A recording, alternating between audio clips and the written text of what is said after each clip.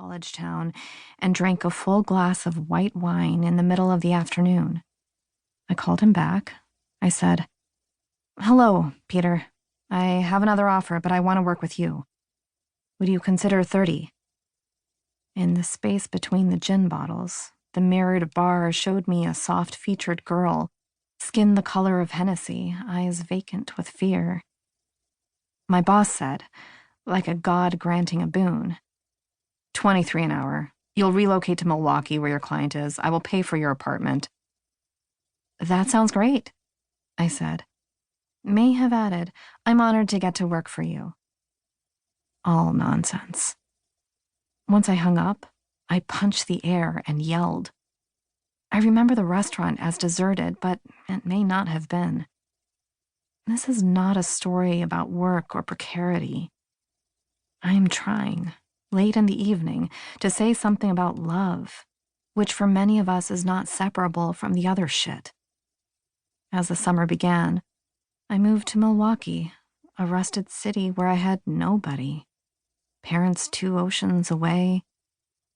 I lay on the sun-warmed wood floor of my paid-for apartment and decided I would be a slut. B1. Thomas Zwick was a compact bear of a boy, a few months older than me. In college, we had settled into an instinctive comradeship.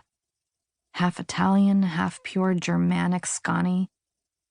Tom had disliked me at first, then mysteriously decided I was good. Could be one of his boys. I had been very shy then around his girlfriend, who had dark wisps of hair and a beautiful face, as soft and malleable as a baby's. This, paired with an alarming kindness, left me barely able to speak. Tom I was comfortable with. At some basal level of emotion, we were alike, even though Tom was a spiky version of what we called a bro, a man who would not veer from a masculinity at once laid back and entrenched. He lived in sweats, listened to death metal when he was not listening to yacht rock, lifted weights daily to a podcast on Ingalls, managed with good humor the flares of his irritable bowel syndrome.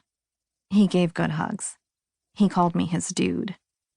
I loved that. In July, Peter said that we needed a new junior consultant on the project. Another me. I forwarded his email on. Tom was unemployed then, still living 90 minutes away in our college town, going to free concerts at the Terrace, taking meandering bike rides around Madison's lakes. His inability to find a job startled me. He was the smartest person I knew. I comprehended at a technical level what a recession was, but not what it meant, truly meant, for the people tumbling into its maw. Some half of my generation never recovered. "Thanks, my dude. We'll think on it," Tom replied, and I, in my sparsely furnished apartment, felt my anger flare. I'd reached out in a bid to cement friendship beyond graduation and $1 drinks at bars and burgers at the plaza. In remembered fondness, knowing he needed the job and that he was from around here. He, like me, unlike our most forceful savvy friends, did not seem ready yet to flee Wisco for the coasts. "Cool," I wrote back. "You do that." So far, being a slut had returned mixed results, and I suspected that, like swimmers with small feet or curvy ballerinas, I was not built for the championship leagues. There was some part of me too sensitive for it, and I was not yet confident I wanted that to die. At the same time, I had an opposing instinct, this counterweight of anxious hunger, like a timepiece, ticking always. I made myself a dinner of saru and box origin idli.